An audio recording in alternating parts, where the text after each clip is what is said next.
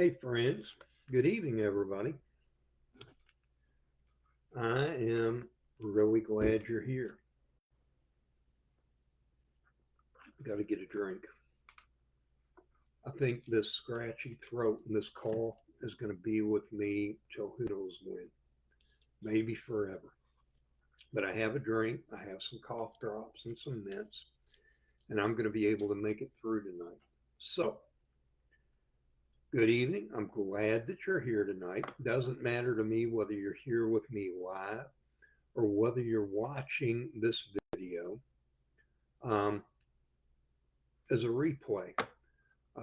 You're watching it posted on one of my social media feeds. I'm just glad you're here with me. I'm glad we're here together. Um, Last week, when we got together, we talked about 4 stages of competence in recovery. Uh, I haven't had my mic on. I hope you've been able to hear me. Now I have my mic clipped on. Sorry about that. Hopefully, you were able to hear me. Last week, when we were together, we talked about 4 stages of competence in recovery. And here, what those 4 stages were: stage 1 is unconscious incompetence. What that means is that we are in our addiction and we don't realize yet that anything is really wrong. We think we still have things under control. We think that we have things hidden. Unconscious incompetence. And then stage 2 that we talked about last week was conscious incompetence. That's that point when we recognize that there's something wrong, that life isn't working for us. But we're at that point where we don't know what to do to fix it yet. Conscious incompetence. Then stage 3, conscious competence. In stage 3, we're at a point where we are active in recovery, but recovery is still work. We picked up tools, we're learning new things, we're experiencing some sobriety, but it's still work. It still takes conscious effort on our part. And then stage 4 is unconscious competence. At that stage, we've moved farther along. We have daily disciplines and routines that are working for us. We have habits that are in place in our life, and we're not waking up in the morning worried about relapse or worried about acting out today. We're still growing, we're still learning, but man, things seem to be going pretty well. So 4 stages of competence in recovery. And what we're going to do this week is we're coming back to talk about stage 2, conscious incompetence. Conscious incompetence. Now, this is a place in recovery that almost nobody prepares you for. And yet, this stage, conscious incompetence, well, it's one of the most common reasons that people relapse or they give up or they quietly decide that recovery just isn't going to work for me. This is a spot in recovery where we're not at the beginning.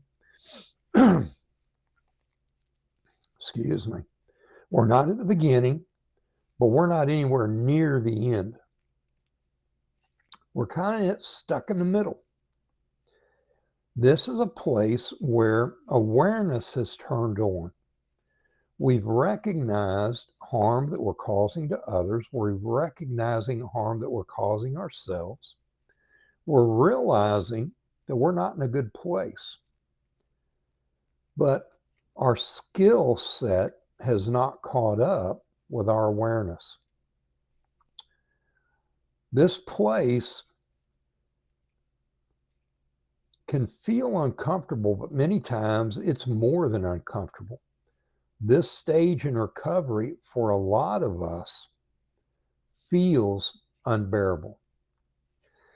Now, maybe you're at this stage now, or maybe you're past it, but you can remember when you were at this point. Man, life is messed up. I'm messed up. And I don't know what to do. I don't know how to fix it. If you've ever thought things, if you've ever said things to yourself like, well, I was doing better before I entered into recovery. Or maybe you have said, I shouldn't feel this bad if this is supposed to be working. Or you've just come to that conclusion, something has to be wrong with me. It just does. Nothing seems to be working. Well, here's what I want you to know. If you have made any of those statements to yourself or to someone else, here's what I want you to know. You're not alone, and you're not broken. Tonight is about naming this place and this stage in recovery. Tonight is about understanding what's actually happening inside of you. And it's about learning how to survive this stage of recovery without shaming yourself or without quitting the process. Now, most conversations on recovery focus on things like stopping or changing behaviors. Maybe most conversations focus on building tools or on achieving stability. But I got to be honest with you, and maybe I'm the only one, but at least in my recovery, there were very few conversations about what happens emotionally once awareness of my issues show up. That was a miserable place for me. Man, I have caused great harm to others and to myself. Nothing's working right. I feel miserable, and I don't know what the hell to do about it. That place in recovery sucks. Now, recovery doesn't mean just that we remove unhealthy behaviors. That's what we're shooting for, we think.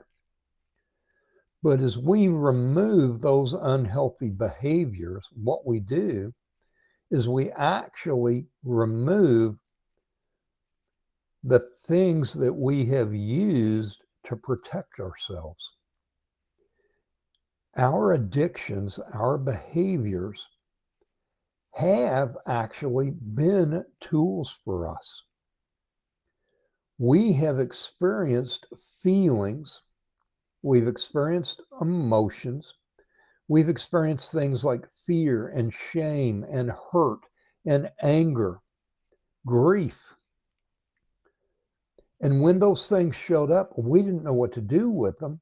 And so our alcohol or our drugs or our unhealthy sexual behavior or a million other addictions that are out there, compulsive behaviors that are out there, we have used those behaviors as tools to escape from those things that scare us and that cause us pain and we don't know how to deal with. And then we enter recovery, and that tool, that coping mechanism that has served to help us escape from this pain and these uncomfortable places is gone. And we find ourselves sitting there in misery. For most of us that have struggled with addiction, substances and behaviors and fantasy and control or numbing out were never about pleasure. That's not what these things were about. People that have never struggled with addiction, they get confused. They think that we turn to these behaviors chasing pleasure. I never used behaviors to chase pleasure. I used those behaviors to find regulation and a sense of safety. It was false safety. It was false, unhealthy regulation. But it made me feel safer. These behaviors kept the things that were overwhelming me, these overwhelming feelings. The behaviors kept these things at bay in my life. The behaviors allowed me to feel like I had some sense of control. And when those things are gone, those behaviors, whether that's by choice or whether that's because I find myself locked in jail or I've checked into a rehab,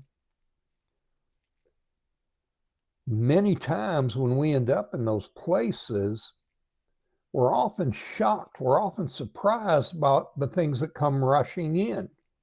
And what does come rushing in? Those feelings, that pain, that fear, that guilt, that shame.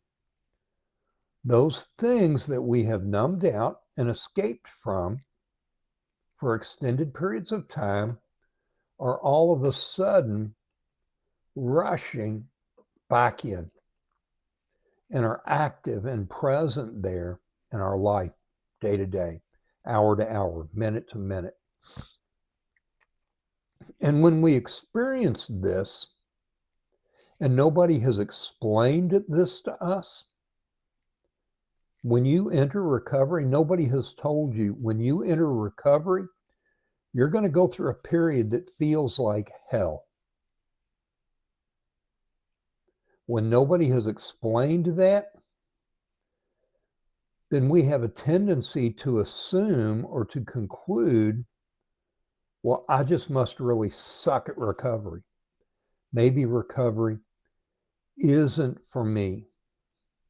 And what I want to say to you tonight is that assumption that you're doing recovery wrong, that this isn't the way recovery works, that assumption is wrong. Recovery, especially early on, is not a comfortable, pleasant place. We go through a stage where we have to learn to feel our feelings. We have to learn to experience discomfort and not hide from it. So, in learning theory, this place of discomfort, this place of choosing to be in dysregulation, is called conscious incompetence.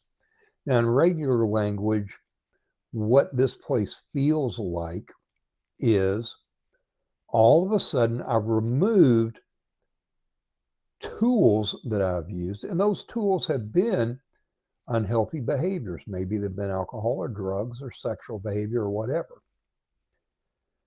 Now we look and we say those things were addictions. Yeah, but those things were tools. And in real life, they worked for us, at least somewhat. And all of a sudden, these things are gone.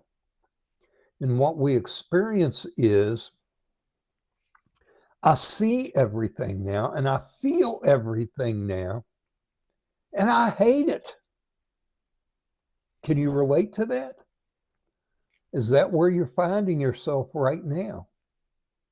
Can you remember a time in your recovery when you were in that place? You think to myself, all of a sudden, I'm seeing everything. I'm seeing the harm that I've caused. And I can't unsee it. And I don't know how to live with this. Now, here's what defines that stage in our recovery. All of a sudden, we are aware. We're aware of our surroundings. We're aware of our feelings. We're aware of the impact that we're having on ourselves and other people. We begin to notice our urges before we're acting out. We are feeling emotions instead of numbing them out. And we're recognizing unhealthy patterns in real time. And the problem is we don't know yet how to respond differently. Old coping systems are gone or they're restricted. New skills, new tools are clumsy or they're unreliable. We don't just walk in one day and pick, sorry about that, about lost my cough drop. Then I would be in a mess. My voice is not doing well. New skills, new tools are clumsy and unreliable. Think about it. And even simple tools. We can think about things like a hammer or a saw. Here's something I can tell you. Nobody picks up a saw and cuts a straight line the first time. It doesn't happen. And we don't pick up tools in recovery and have them work exactly like they're supposed to right from the start. Our nervous system feels exposed. It's like we're living on that one raw nerve. And this becomes a moment when people say, I feel worse since starting recovery than I did when I was living in my addiction. And, here's the truth. A lot of times when we make that statement, we're telling the truth. It does feel worse at this point than it did when I was in active addiction. Not because recovery is failing. That's not why we're uncomfortable. That's not why we're feeling these things. We're feeling these things because awareness has arrived before our capacity to deal with it. Now let's slow down for a minute. For a lot of people, especially those of us with trauma, and let's be real, the majority of us who are struggling with addiction and compulsive behaviors, we have experienced trauma, and that's played a role in the behavior that we now have.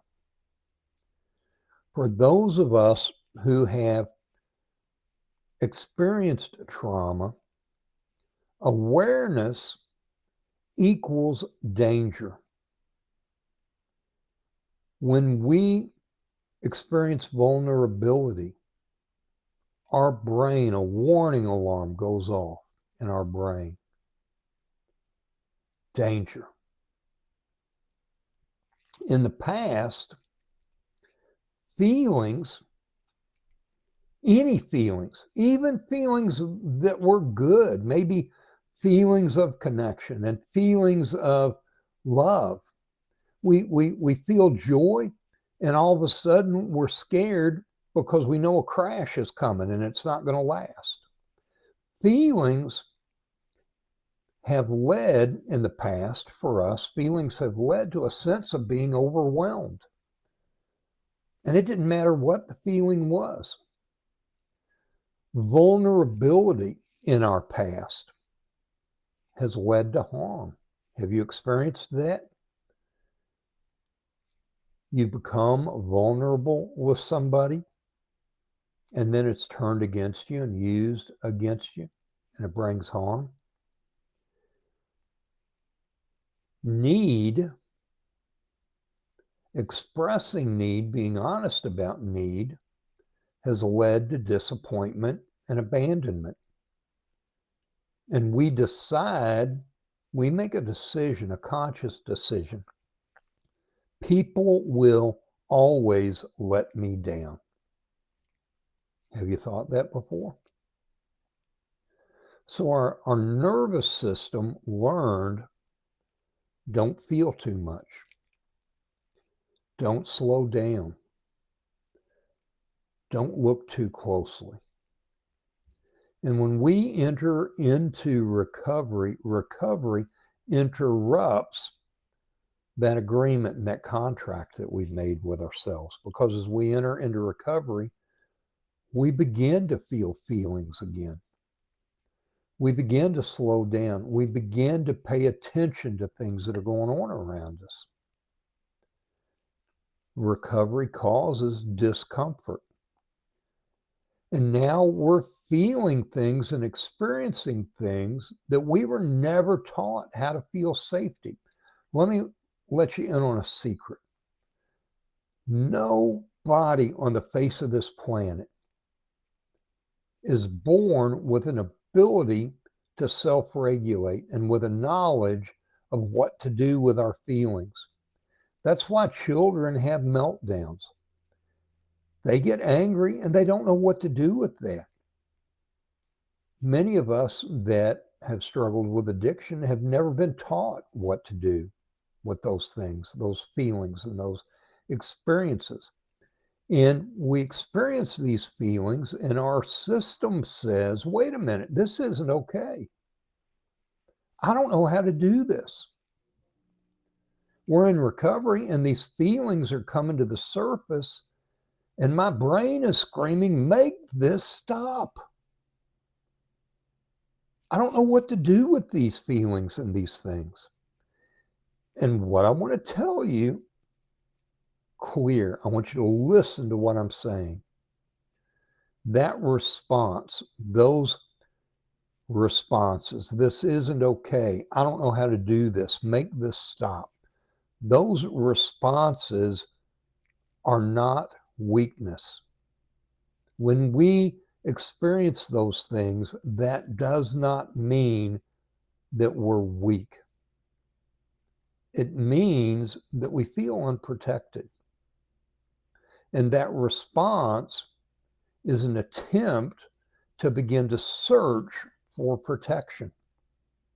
Our body is actually reacting exactly the way that it's been designed and trained to. We desire a sense of safety. Everybody on this planet desires a sense of safety. And that's why in this place, in recovery, conscious incompetence, logic doesn't do it for us. Because at this point in recovery, it's not a problem with knowledge. It's not a mindset problem. It's a capacity problem. And here are a few mistakes that we make at this stage in our recovery.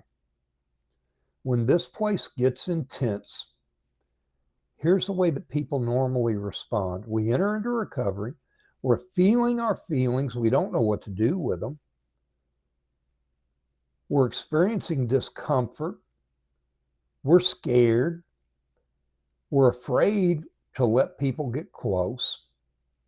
And we normally respond by trying harder.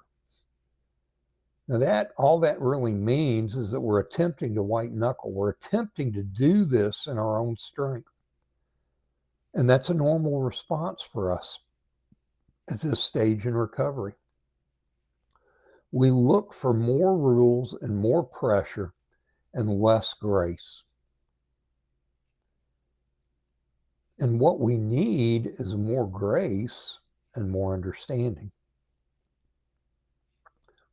A second way that we respond is we shame ourselves.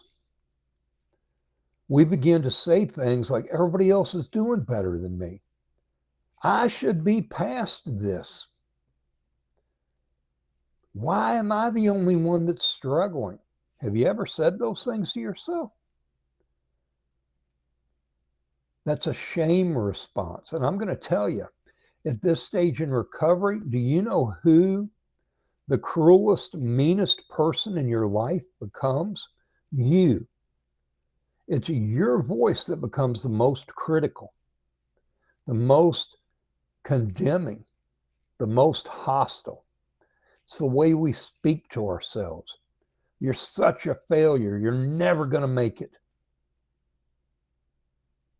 And I'm the one telling myself that.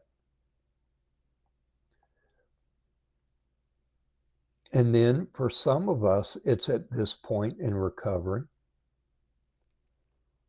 when we experience relapse. When we become distracted, when we decide we just can't do it on our own. And it's when we decide we just can't do it on our own that we're finally getting honest with ourselves. We begin to shut down emotionally. We begin to isolate. And none of those things help, because all of those responses misunderstand the problem. The problem that we're faced with at this point in our recovery is not a lack of effort. The problem is a lack of containment. Now, what am I talking about there?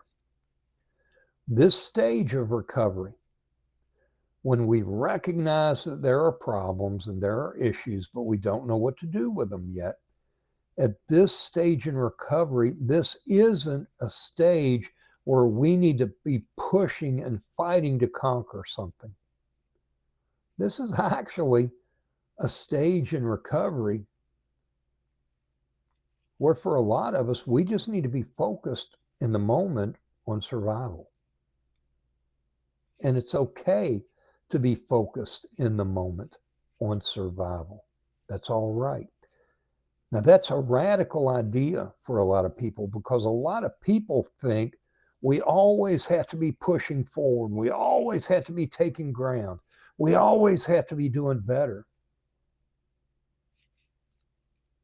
But at this stage in recovery, for a period, it may just mean surviving. And here's what survival looks like in this place. Here's some things we can do to make survival possible and to begin to come to a place where we can move forward and grow. At this point, survival may look like shrinking our goal. As I talk with people in recovery, I hear people all the time that will tell me, this is it. This is the day. I am certain I'm never going to relapse again. I'm never going to act out again. Man, this is it. Never again.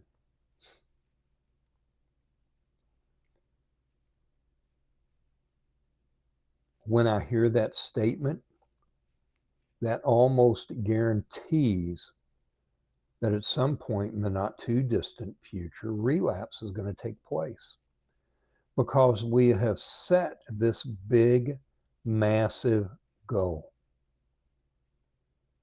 which gets bigger and bigger every time we look at it. What we need to do is we need to shrink the goal. The goal may be not that I never drink again, or I never use again, or I never act out again. A more realistic goal might be, I need to stay present in the moment without acting out. You hear in recovery circles 1 day at a time, but I've got to tell you, there have been periods in my recovery when 1 day at a time was too big of a goal. There have been periods in my recovery when my goal needed to be 1 hour at a time, or 5 minutes at a time, or 60 seconds at a time, or maybe even less than that. And those small goals are okay. And I'm going to tell you something. If you set your goal in a way that it is smaller and attainable, as you reach that goal, your brain records, wait a minute, man, you just succeeded. I think you can do this again. And then we make it the next 5 minutes, or we make it the next hour. And all of a sudden, we realize that we've made it a day, 1 day at a time. So we start by shrinking our goal. Sometimes my goals have looked like things. My goal has not been for things to get better. There have been times when my goal has been, I just don't want to get worse. And that can be a valid goal. Set small, realistic goals. Nothing big. Something simple. I just want to survive the next 60 seconds, the next 5 minutes, the next hour. A second thing we can do is we can begin borrowing regulation. Now, what does that mean? Borrowing regulation. Well, when we borrow regulation, at this point in our recovery, this stage of recovery is not designed for self-sufficiency. And I'll tell you, I've talked about this in times past, written some blogs about it. They're available under the blogs on my website, rw-coaching.com. I've written about this, that all addicts by nature are perfectionists. We are perfectionists while we're in our active addiction, and we are perfectionists when we enter into recovery. And in both places, that perfectionism, we use that to shoot ourselves in the foot. In our active addiction, we say, well, if I can't be perfect, there's no need to try. And in our recovery, we say, if I can't be perfect, I'm a failure. Here's the deal. This stage is not designed for self-sufficiency. Self-sufficiency is white knuckling, and white knuckling never works. Never. Borrowing regulation means I don't know how to regulate myself. I don't know what to do with these feelings. I don't know what to do with this pain, or with this loneliness, or with this grief, or with this shame. I don't know what to do with it. And so I look to co-regulate, to borrow regulation. I find safe people so that when I'm feeling lonely, when I'm feeling sad, when I'm feeling discouraged, there's somebody there that I can lean on, somebody that can help me get through these feelings and these experiences. I look for safe people. I look for groups. There's all kinds of talk in the recovery world today. People that are down on groups, down on specific groups, specific programs. Here's what I'm going to tell you. I don't care what kind of group it is. If it's a group where there are some safe people that will let you lean on them, you need to be there and you need to be a part of that. We look for safe people. We look for groups. Maybe we turn to therapy. Maybe we find a coach or a sponsor. Now, these things, people, groups, therapy, coaching, sponsors, these things are not a crutch. What these things are, what they serve as, is a bridge to get me across that rough water and to help me move from the place where I'm at to the place where I want to be. They become a bridge. And in those groups, in those communities, there are going to be times when we need to lean on somebody for co-regulation. And there are going to be times when somebody needs to lean on me. And I need to be available for that. So we borrow regulation from others around us that are maybe a little bit further along down this road than we are. We begin to name things without looking for a quick fix. Now, what's that? It means that it's okay for us to begin, and it's healthy for us to begin to identify things and to make statements like, I'm feeling overwhelmed. It's okay to say, I don't know what to do right now. Or to communicate, this feels like it's just too much. I don't know if I can make it. It's okay for us to be honest. Being able to name what we're feeling and what we're experiencing without immediately looking for a quick fix, because let me tell you, quick fixes do not exist. If somebody tells you they've got a quick fix, they're lying to you. But when we can begin to name what we're experiencing, what we're feeling, then we're able to begin to build tolerance. We need to allow discomfort without having to demand meaning in what's happening. In this stage and in this situation, what our brain has always experienced is that discomfort always means danger. But at this point, we need to begin to learn to recognize that discomfort doesn't mean danger. Discomfort is a part of life. Everybody experiences discomfort. Doesn't mean danger. It doesn't mean failure.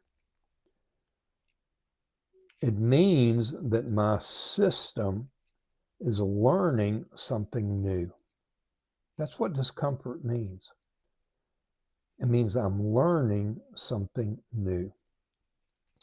And what this stage requires for me to have for myself and for me to receive from others is kindness. I need to receive kindness from others. I need to receive kindness from myself. I need to be able to slow down and pace myself. And I need to receive patience, and I need to practice patience for myself. The most demanding person in my life is me. When it comes to me, I need to offer myself kindness and patience.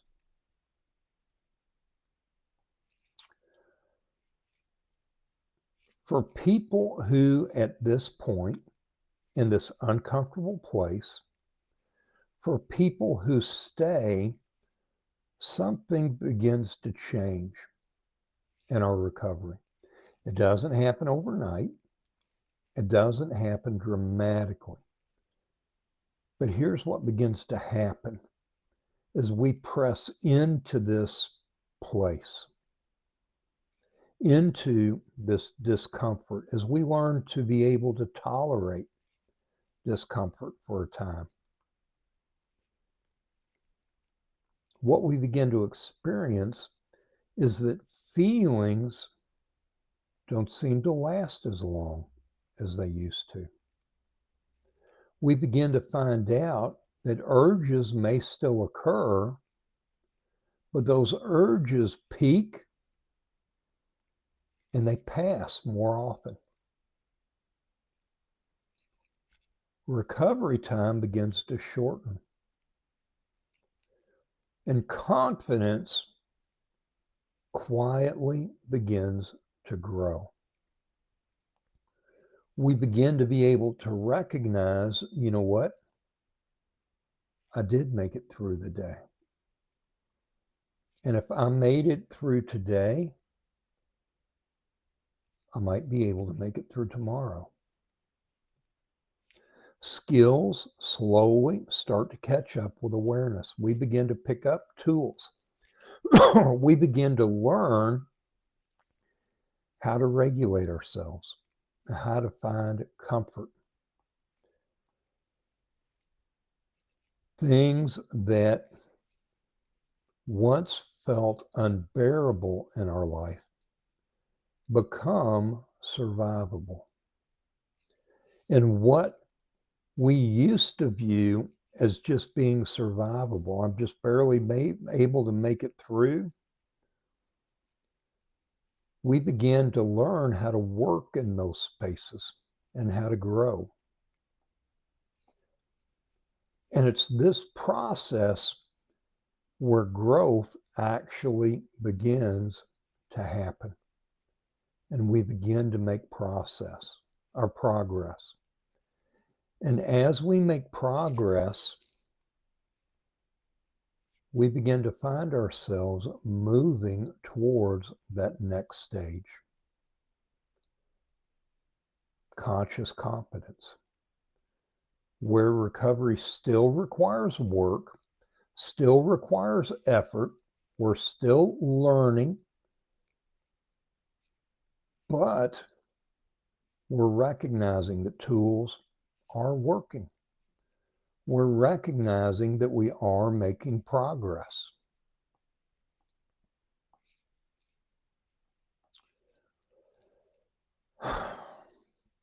In these times, I want to go back to a minute, that idea of borrowing regulation. I can remember a time in my recovery when I first started attending meetings.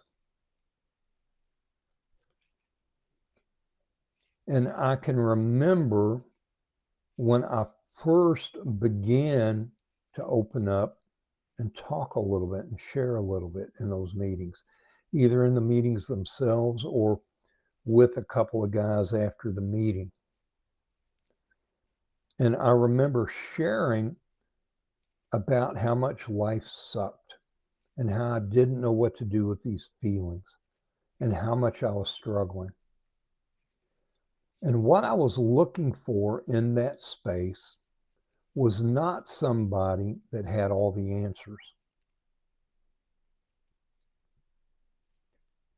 But as I began to open up and to share what I was really experiencing, the strangest thing happened.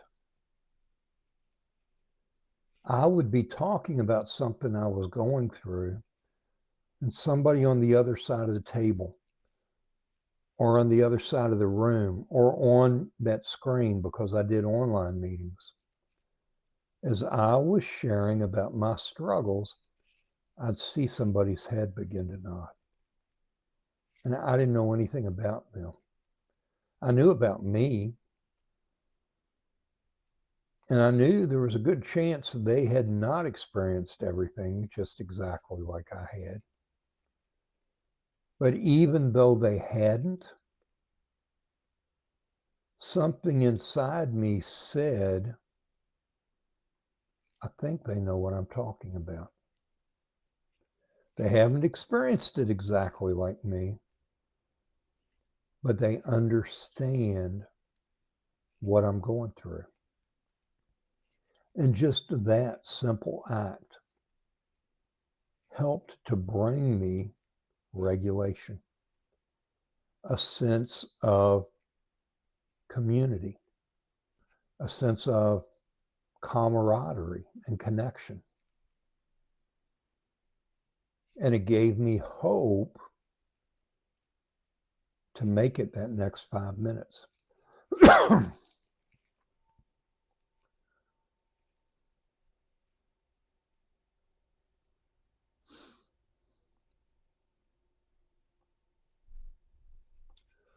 For people who stay, subtle changes begin to happen. They don't happen overnight. They don't happen dramatically.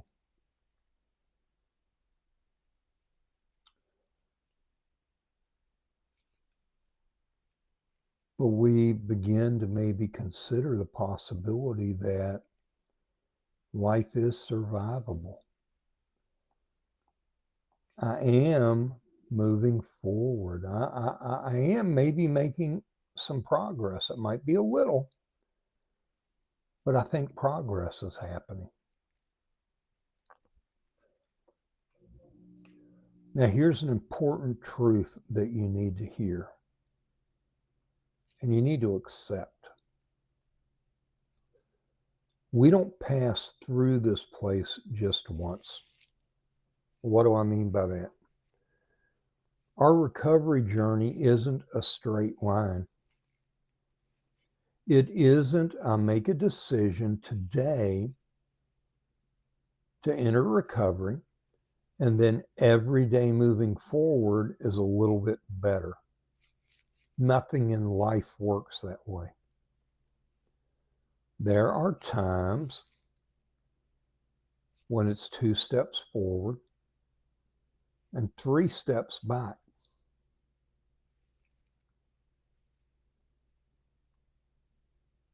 But then I take 2 steps forward again. And then maybe I'm able to take 2 steps forward again. And all of a sudden, it's been a battle and it's been work, but I am 1 step ahead of where I started. My recovery hasn't been a straight line that's all uphill. My recovery has been a winding road. It has, sometimes it's been a little bit circular. There have been times when I have circled back and had to go through something again.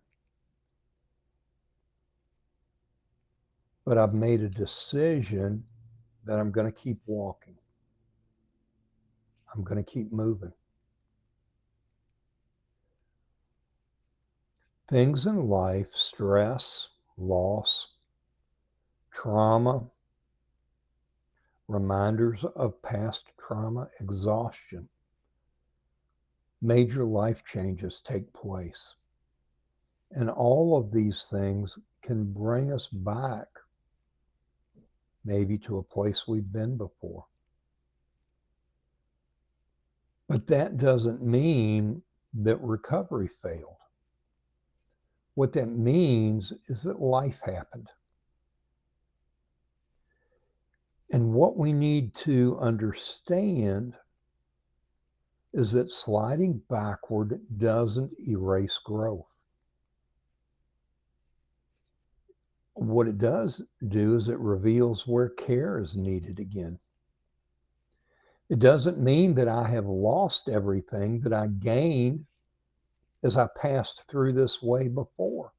In fact, for me, what it has meant sometimes is that, yes, I'm back in the same place, But I remember those tools that got me out of here last time.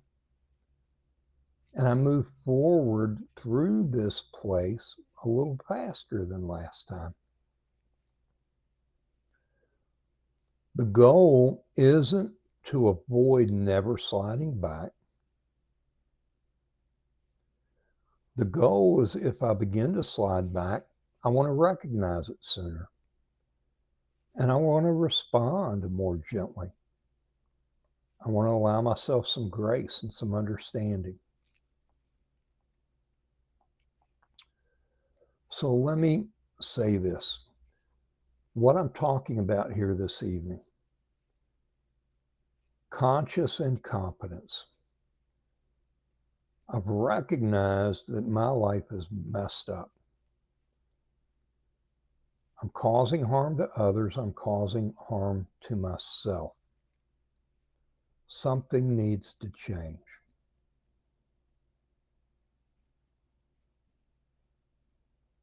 I'm going to repeat something I've said before, but I want you to listen carefully. Because this is where you're at. Those feelings are rushing in. You're feeling overwhelmed. You're questioning whether any kind of progress is taking place. You find a voice whispering in your ear, man, you were better off when you were out there in the middle of this mess. What's happening in your life doesn't mean that you're broken. It doesn't mean that you're weak. It doesn't mean that you're bad at recovery. What it means is that you're awake. You just don't have full protection yet. You don't know all the rules, but you're in a place where you can learn. And I'm going to tell you something. That place is scary. But that place is also a brave place. And if you are in that spot, I want you to know I'm proud of you. I think you are amazingly brave to have arrived at where you're at. This stage, conscious incompetence, it's painful. But the reason it's painful is because learning and growth is happening. And learning what we've never been taught before hurts.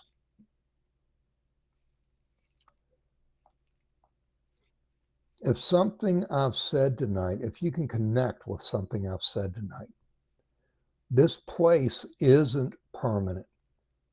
What you're experiencing now isn't a life sentence. It's an opportunity to grow and to move forward. It's going to take a little time. It's going to take a little struggle. It's going to take a little pain. But you will learn tools. You need to find people that you can lean on. People that can say, I'm going to walk with you. I'm going to help hold you up right now. They need to be people that you can be honest with, that aren't going to judge you, and that aren't going to jump to give you some quick fix.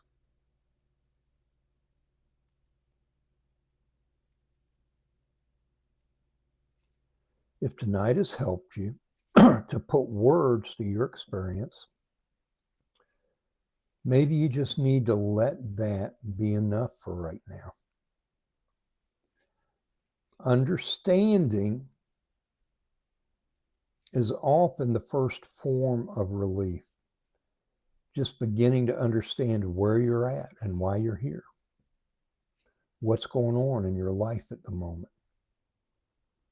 It's that first step in the right direction. And I want to thank you for staying tonight. I want to thank you for listening. And I want to thank you for continuing the work that you're doing. even when it's uncomfortable, even when it's hard. You're brave, and I'm proud of you. And if you need to talk, reach out. Shoot me an email, rwcoaching2@gmail.com. Reach out on my website. Shoot me a message here. Drop your name in a comment. I'd like to get to know you. I'd like to hear your story. And if needed, I'd like to be one of those people that can provide some co-regulation. Maybe let you lean on me for a little while and help you through this hard spot. Thanks for being with me tonight. I'll be back here next week, and we'll talk more about recovery. I want you to have a good evening.